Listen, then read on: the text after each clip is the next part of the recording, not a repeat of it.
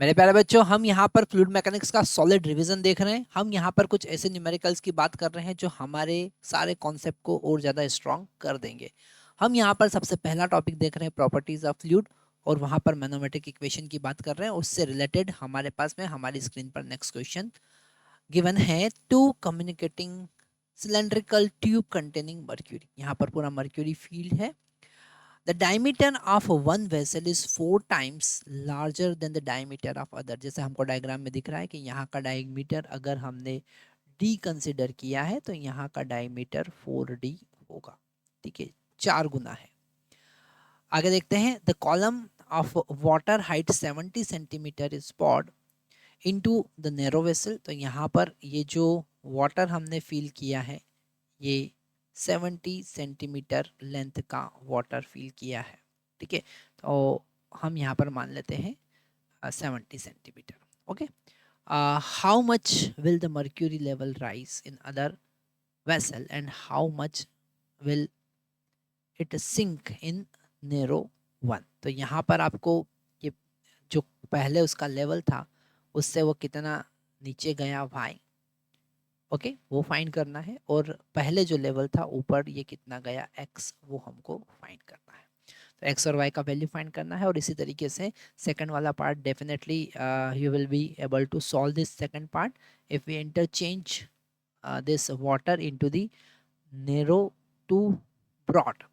इधर डाल दिया तो फिर एक्स और वाई का वैल्यू कितना होगा, सेकंड वाला पार्ट हम आपके लिए छोड़ेंगे। ठीक है, तो यहाँ पर अगर हम देखें तो सबसे पहले यहाँ से जो y कॉलम का y लेंथ का नेरो कॉलम से मर्क्यूरी शिफ्ट हुआ है वो सेकंड जो ब्रॉड कॉलम है वहाँ पर x हाइट पर पहुंचा है। मतलब जितना वॉल्यूम इधर से गया उतना वॉल्यूम ही उधर पहुंचेगा। तो x और y में हम एक रिलेशन निकाल सकते हैं, और निकालना जरूरी है क्योंकि अगर आप डायरेक्टली मैथमेटिक इक्वेशन लगाएंगे तो x और y में आपके पास एक ही रिलेशन बनेगा, और एक रिलेशन से एक इक्वेशन से आप दो वेरिएबल फाइंड नहीं कर सकते। तो हम यहाँ पर सबसे पहले एरिया वॉल्यूम शिफ्ट की बात करेंगे कि volume in first side is equal to volume in second side, that is shift of mercury। तो यहाँ पर area of cross section of one into उसका height y is equal to area of cross section second into उसका height x, है ना, क्योंकि इधर से y डिस्प्लेस हुआ तो उधर x ऊपर बढ़ा है। अगर इक्वल होता तो फिर definitely x equal to y हो जाता। अगर एरिया ऑफ क्रॉस सेक्शन पर यहाँ पर गिवन ऐसा नहीं है तो यहाँ पर हम लिखेंगे pi d square into y is equal to, ये हो जाएगा 5 पाई 4d स्क्वायर इंटू एक्स। ठीक है, क्योंकि यहाँ पर डायमीटर 4 टाइम्स है, डिवाइडेड बाय 4 भी आप चाहें तो लिख सकते हैं, वैसे भी वो कैंसिल होने वाला है पाई आर स्क्वायर।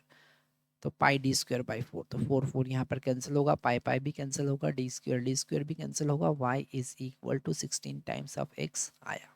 ठीक है, वाई जो होगा वो 16 टाइम्स होगा एक्स के कंपेरिजन में। डेफिनेटली इधर वॉल्यूम ज़्यादा, वॉल्यूम इक्वल है तो इधर लेंथ ज़्यादा होगा, इधर लेंथ कम होगा।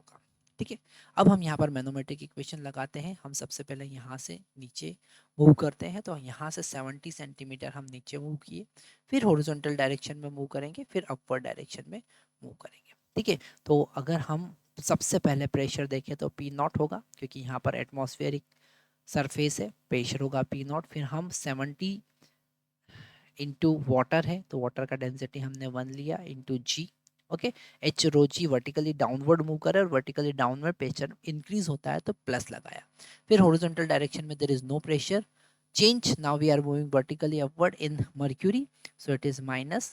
ठीक है, वहाँ पर x प्लस वाई, कितना ऊपर गए हम, यहाँ से ऊपर गए x प्लस वाई इंटू 13.6 हम लिखेंगे, क्योंकि मर्क्यूरी का डेंसिटी 13.6 होता है इंटू जी, और फिर वापस से हम एटमॉस्फेरिक प्रेशर पे पहुंच गए। ठीक है, तो पी से पी नॉट से पी नॉट यहाँ पर कैंसिल हो जाएगा, हम लिखेंगे 70 g is equal to x plus y into 13.6 g. यहाँ पर जी से जी हम कैंसिल कर सकते हैं।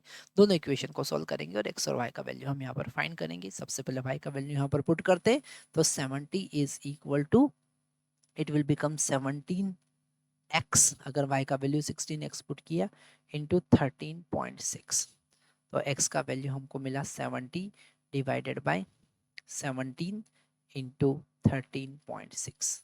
यहाँ पर x का वैल्यू हमारे पास में आने वाला है, x इक्वल टू हमको मिलेगा 0.3 सेंटीमीटर, इट इज़ 0.3 सेंटीमीटर, और y का वैल्यू हमको यहाँ पर मिलेगा जब आप कैलकुलेट करेंगे तो 4.8 सेंटीमीटर, 4.8 सेंटीमीटर हमारे पास आंसर आया। ठीक है, तो हम यहाँ पर जब जब कोई भी नया एडिशन लॉजिक चेंज हुआ तो हम वहाँ पर हमारा कॉन्सेप्ट जो भी उस लॉजिक को सॉल्व करने के लिए कॉन्सेप्ट होगा वो यूज़ करेंगे।